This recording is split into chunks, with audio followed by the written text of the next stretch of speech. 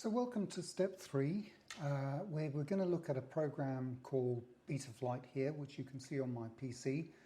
And this program is used to control all the parts, the component parts that connect to the flight controller. So you've got obviously we've said, the receiver and the VTX and so on.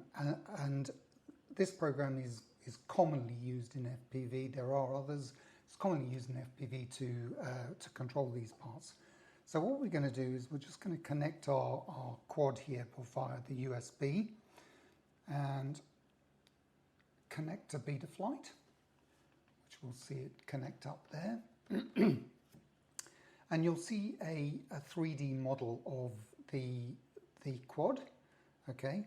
But it's not exactly behaving correctly. It's not rolling according to exactly where you can see the quad. And this is controlled by the gyro.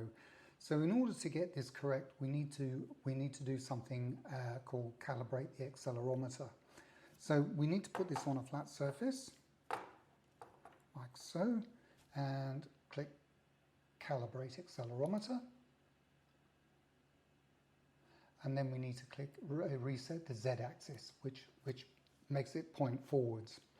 And then now we can see that the drone is behaving correctly. So it's rolling correctly, it's pitching correctly, and it's yawing correctly. So that is the calibration done. Now, there's not a lot else we can do at the moment because we don't have all the other parts wired up to the flight controller yet, but that'll give you an idea of the software that we use to configure the flight controller and all these parts attached to it.